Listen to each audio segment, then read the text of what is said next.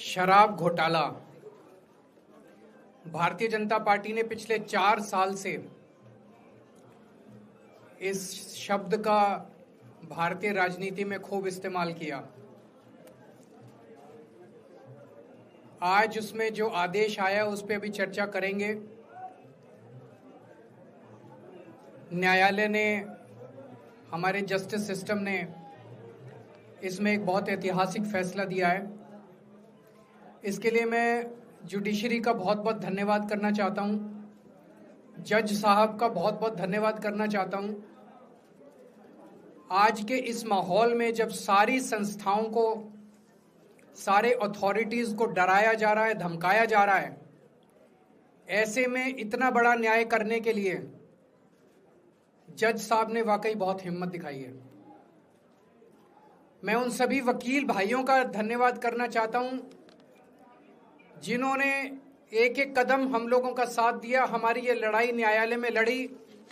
मैं खासकर नाम लेना चाहता हूं, अभिषेक मनु सिंघवी साहब का धन्यवाद करता हूं, हरिहरन साहब का धन्यवाद करता हूं, रिबेका मैडम का धन्यवाद करता हूं, विक्रम चौधरी जी का, दयान कृष्णन जी का, रमेश गुप्ता जी का, शादान का, मोहित माथुर जी का, विवेक जैन, रजत, मोहम्मद इरशाद, करण, मुदित जैन, और भी कई नाम है, अगर मेरे से कुछ रह गए हो। बहुत सारे वकीलों ने हमारा साथ दिया, और उन सारे देश भर के लोगों का जिन्होंने पिछले 4 साल से जिस तरह से हमारे ऊपर अत्याचार किया जा रहा था, इतने कठिन समय में हम लोगों का साथ दिया, उनका धन्यवाद करना चाहता हूं।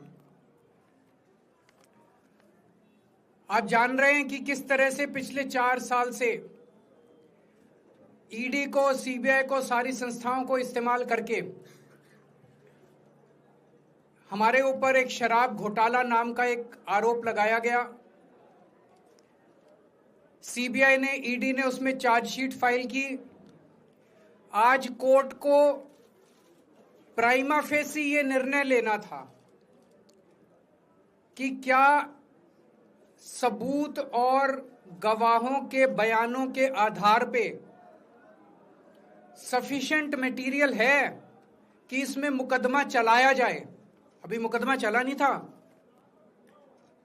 कोर्ट को यह निर्णय लेना था कि क्या मुकदमा चलाने लायक सफिशिएंट मटेरियल है, और कोर्ट ने लगभग 600 पेज के आदेश में सारे सबूतों और सारे गवाहों को मद्देनजर रखते हुए ये कहा है कि इतना भी सबूत नहीं है, इतने भी गवाहों के बयान नहीं है, एक निक्का सा भी सबूत नहीं है कि इसमें मुकदमा तक चलाया जा सके।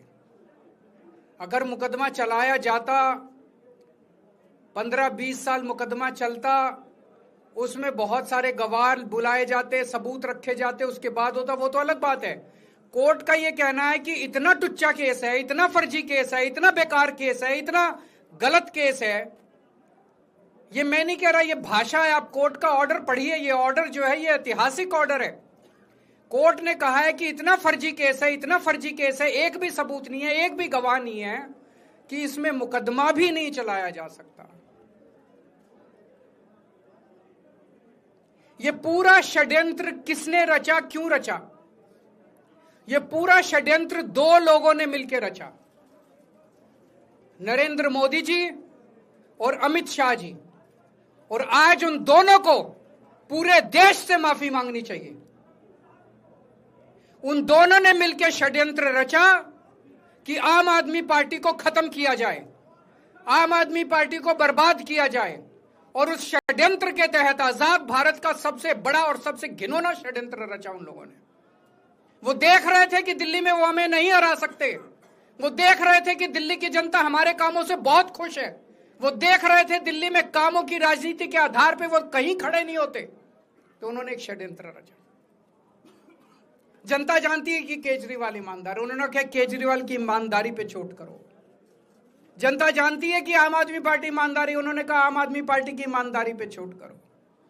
उन्होंने आम आदमी पार्टी को खत्म करने के लिए षड्यंत्र रचा और बोले केजरीवाल बेईमान है, केजरीवाल बेईमान है, केजरीवाल बेईमान है, केजरीवाल ने शराब घोटाला किया, केजरीवाल पैसे खा गया, केजरीवाल ने 100 करोड़ रुपए खा लिए। मैंने जिंदगी में केवल ईमानदारी कमाई है। मैंने जिंदगी में केवल इज्जत कमाई है, एक नया पैसा नहीं कमाया मैंने अपनी जिंदगी में। इन लोगों की तरह नहीं हूं मैं। मैंने जिंदगी में एक नया पैसा नहीं कमाया, केवल ईमानदारी कमाई है। और ये उस ईमानदारी के ऊपर चोट करना चाहते थे, उसके लिए इन्होंने षड्यंत्र रचा था। आज कोर्ट के ऑर्डर के बाद यह साबित हो गया देश के सामने, केजरीवाल कट्टर ईमानदार है, मनीष सिसोदिया कट्टर ईमानदार है, संजय सिंह कट्टर ईमानदार है, दुर्गेश कट्टर ईमानदार है, आम आदमी पार्टी कट्टर ईमानदारी है। हम नहीं कह रही है, कोर्ट ने सारे देश के सामने बोला है। कई लोग ये कहते हैं जेल से आने के बाद केजरीवाल चुप क्यों हो गया, केजरीवाल गायब हो गया, केजरीवाल कहां गया। मैं कोई नेता नहीं हूं, मैं कोई पॉलिटिशियन नहीं हूं। पॉलिटिशियन को फर्क नहीं पड़ता, उनको 4 गाली दे दो, मोटी चमड़ी होती है उनकी।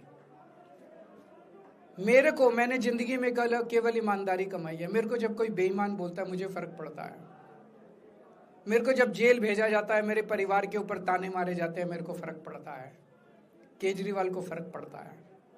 इसलिए मैंने तय किया था कि जब सारे देश के सामने मैं निर्दोष साबित हो जाऊंगा तब तक मैं चुप रहूंगा। आज मेरे दिल से बहुत बड़ा बोझ उतर गया। मैं मोदी जी को कहना चाहता हूं, मोदी जी, आपने हमारे ऊपर इतने केस कर लिए, आपने ईडी छोड़ दी, आपने सीबीआई छोड़ दिया, आपने पुलिस छोड़ दिया, आपने इनकम टैक्स छोड़ दिया हमारे पीछे, आपने जेल भेज दिया हमारे 5 सबसे बड़े नेताओं को। आम आदमी पर एक समय ऐसा था जब आम आदमी पार्टी के सबसे टॉप के 5 नेता जेल में थे एक साथ। उसके बाद भी केजरीवाल का कुछ नहीं बिगाड़ सके। अब तो एक ही तरीका बचा है मोदी जी केजरीवाल से निपटने का, केजरीवाल का कत्ल करवाना पड़ेगा, केजरीवाल की हत्या करवानी पड़ेगी। उसके अलावा अब केजरीवाल आपसे संभलने वाला नहीं है। अब आपके बस का नहीं है केजरीवाल, आपने सब कुछ करके देख लिया, अब केजरीवाल का कत्ल ही करवाना पड़ेगा। और एक तरीका है, मैं पहले भी बोल चुका, लेकिन वो मोदी जी के बस का नहीं है। मैंने 500 स्कूल बनवाए दिल्ली में, आप 5000 स्कूल बनाओ। मैंने दिल्ली की सड़कें अच्छी करी, आप पूरे देश की सड़कें ठीक कर दो, देखो केजरीवाल को कोई पूछेगा ही नहीं। केजरीवाल ने 200 मोहल्ला क्लिनिक बनाए, आप 20,000 मोहल्ला क्लिनिक बनाओ। आप तो देश के प्रधानमंत्री हो, अरे अच्छे काम करो ना। वो नहीं होता मोदी जी से, वो मोदी जी से नहीं होता। मैं उनको कहना चाहता हूं, प्रधानमंत्री जी, केवल सत्ता की जो प्रधानमंत्री मोदी जी की और अमित शाह जी की सत्ता की हवस है, ये उसका नतीजा है जो ये षड्यंत्र रचा गया। और इस षड्यंत्र का मैं बहुत छोटा हूं, हमारे परिवार ने बहुत भुगत भोगी है। मैं जेल गया, मेरी मां बीमार रहती है बहुत ज्यादा, उसको अस्पताल में एडमिट कराना पड़ा, बहुत रोई मेरी मां, बहुत रोई। इनकी पत्नी मनीष सिसोदिया जी की पत्नी, उनको मल्टीपल स्क्लेरोसिस डिजीज है, सब लोग जानते हैं। जब सुप्रीम कोर्ट में केस चल रहा था, संजीव खन्ना जी ने कहा कि बहुत गंदी बीमारी है, उनके नीचे का पूरा पोर्शन काम नहीं करता और धीरे धीरे बीमारी बढ़ती जा रही है। हमारे परिवार ने बहुत भुगता है, लेकिन वो इंपॉर्टेंट नहीं है, हम इंपॉर्टेंट नहीं है, हमारा परिवार भी इंपॉर्टेंट नहीं है। लेकिन मोदी जी और अमित शाह जी के षड्यंत्र का खामियाजा जो दिल्ली भुगत रही है, दिल्ली के 3 करोड़ लोग भुगत रहे हैं, उसकी भरपाई कौन करेगा। आज दिल्ली में कहीं चले जाओ, सारी सड़कें टूटी पड़ी हैं, अस्पतालों में दवाइयां मिलनी बंद हो गई हैं, मोहल्ला क्लिनिक बंद किए जा रहे हैं, स्कूलों का बुरा हाल हो रहा है। पूरे दिल्ली में पोल्यूशन इतना ज्यादा कभी दिल्ली की जनता ने नहीं देखा था। यमुना का बहुत बुरा हाल हो गया है। एक चीज बता जो तो दिल्ली में इन्होंने ठीक करी हो, पूरी दिल्ली का बेड़ा गर्क कर दिया। सबसे बड़ा खामियाजा मोदी जी और अमित शाह जी की सत्ता की हवस, उसका सबसे बड़ा खामियाजा दिल्ली के 3 करोड़ लोगों ने भुगता है। दिल्ली के लोगों से जाके पूछो। आज मैं चैलेंज करता हूं मोदी जी को, मोदी जी हिम्मत है दिल्ली में दोबारा चुनाव करा के दिखा दो, 10 से ज्यादा तुम्हारी सीट आ जाए, मैं राजनीति छोड़ दूंगा। तुम्हारी 10 से ज्यादा सीट आ जाए, मैं राजनीति छोड़ दूंगा। दिल्ली की जनता त्रस्त हो चुकी है तुम लोगों से।